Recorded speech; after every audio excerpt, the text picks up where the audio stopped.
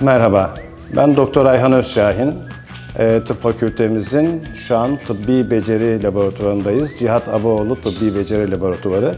Biz laboratuvarlarımıza tıptaki büyük hocalarımızın isimlerini vermeyi tercih ettik. Tıp fakültesini bitiren hekimler hastalarına çeşitli tıbbi girişimler yapmak durumundadır. Biz bu girişimleri öğrencilerimize burada öğretiyoruz. Önce teorik olarak bu girişimlerin ne olduğunu, nasıl olduğunu, niçin olduğunu anlatıyoruz. Sonra ilk uygulamaları hasta üzerinde yapmaları uygun görmüyoruz. Bu nedenle tıbbi beceri laboratuvarımızı kurduk. Bu laboratuvarda yapılacak bütün becerilere uygun, geliştirilmiş nitelikli maketlerimiz var. Öğrencilerimiz maketler üzerinde tıbbi becerileri tekrar uygulayarak bir yeterlilik kazanıyorlar, bir ustalaşma sağlıyoruz. 4. sınıftan itibaren kliniklere çıktıklarında artık hastaları güvenle öğrencilerimize teslim edebiliyoruz. Burada öncelikle ilk yardım eğitiminde kullandığımız maketlerimiz var. Bir tıp öğrencisi etrafında fark edilir. Ve bulunduğu ortamda herhangi bir acil durum olursa, birisi yaralanırsa veya birisi fenalaşırsa herkes döner tıp öğrencisinden, eğer hekim yoksa ortamda, bir destek bekler. Ancak bizim öğrencilerimiz kliniğe 4. sınıfta çıkıyorlar. Bu becerileri ancak o zaman alabiliyorlar. Bu nedenle biz tıp fakültemize öğrencilerimiz girdiğinde 1. sınıf, 1. dönemde ilk yardım dersi koyduk.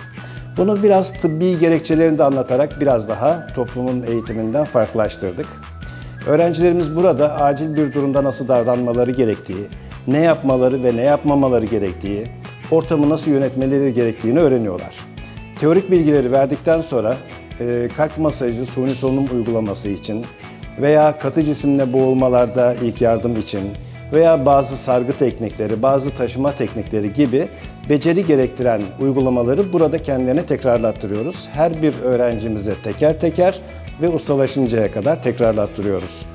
Daha sonra 4. sınıfa gelmeden önce tekrar eğitim programı içerisinde farklı tıbbi becerileri de öğrencilerimize öğretiyoruz. Bunlar arasında bilinci kapalı hastaya entübasyon yaparak solunumun güvence altına almak var. Bunlar arasında bildiğiniz gibi yaralanmalarda, büyük yaralarda dikiş atmak var. İntravenöz, intramusküler, deri altı, deri içi enjeksiyonlar var. Sonda takma işlemleri var. İdrar kesesine veya mideye sonda takma gibi işlemler. Bütün bu işlemler için uygun, mekanik destekli, yerinde elektronik destekli maketlerimiz var.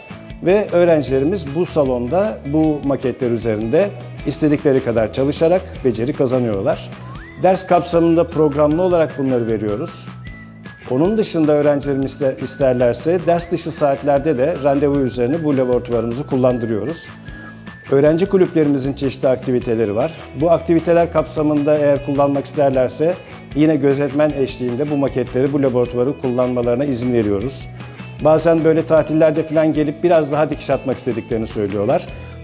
Onlara da bu imkanı tanıyoruz. Çünkü mesleğini sevmeleri öğrencilerimizin bizim için çok kıymetli. Laboratuvarımız bu açıdan aksiyonlarla dolu, çok keyifli ve öğrencilerimizin eğitim hayatıyla ilgili en renkli fotoğrafları, anıları biriktirdiği laboratuvarlar.